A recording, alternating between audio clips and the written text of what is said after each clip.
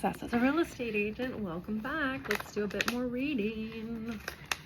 Pick up where we left off, which is developing a service plan. The best way to provide the level of service you and your client agree upon is to check two checklists. A new listing checklist that details the steps you will follow when accepting a listing, and a sale agreement checklist that details all the steps that happen from contract to close.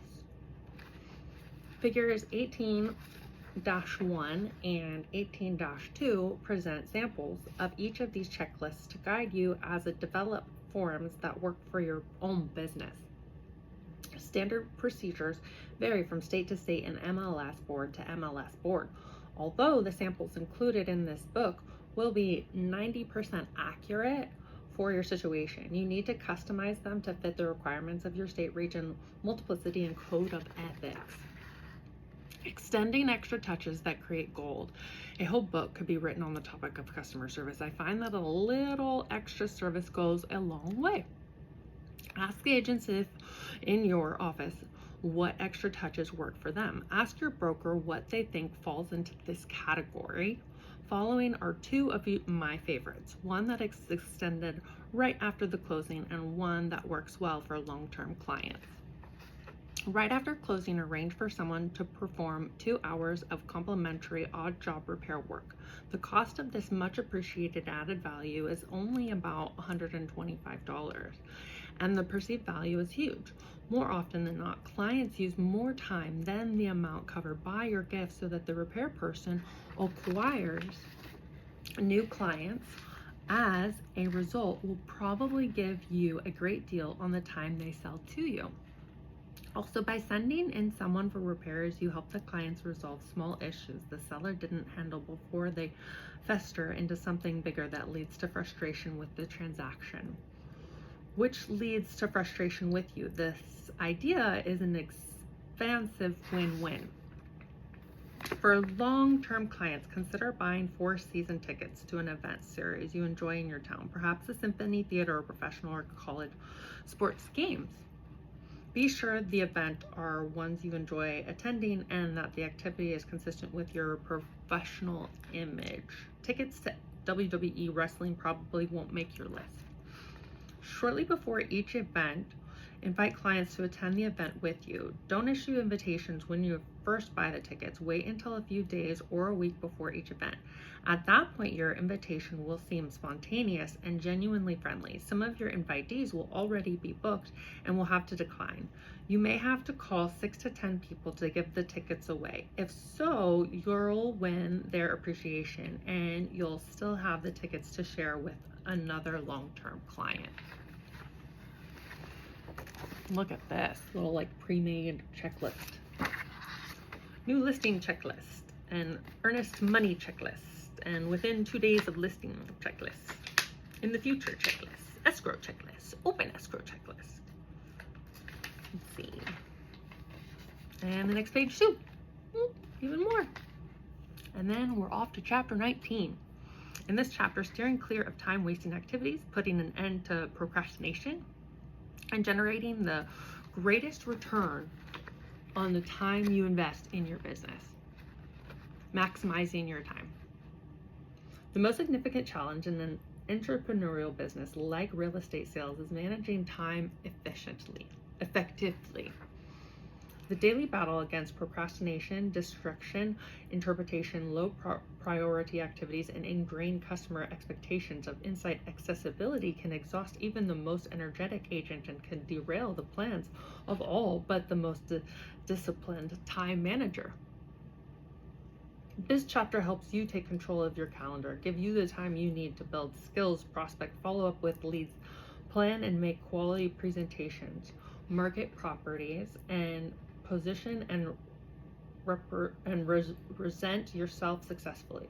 Your ability to manage your days and invest your time for the highest return will separate you from the other agents who are vying for top producer status and also enable you to earn your desired income.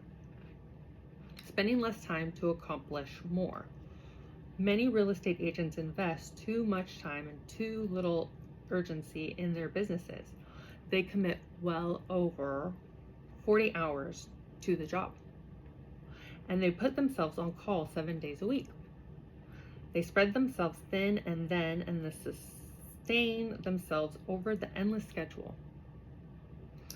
They dilute their intensity, the sincerity or the sensory overload of smartphones, emails, text messages, direct messages, websites, and social media makes the time management challenges more accurate than ever.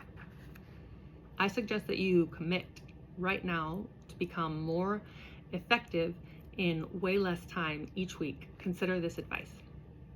Set aside at least 1 day a week to recharge and refresh yourself. Before you say you can't afford the day off, realize this truth. Work expands to fill the time you give it. Reduce your work hours and you'll automatically squeeze more productivity into shorter spans of time. The day off should be a true day off. That means you shut down access, your smartphone, email, social media, and so on, and enjoy your family and other activities without interpretation. Increase your productivity by increasing your intensity. Give yourself deadlines with no procrastination. Opinions if you know you need to accomplish a lineup of goals over the course of a 5-day work week. Your focus automatically zooms in and you sweep away distractions and you get the job done in the time allowed.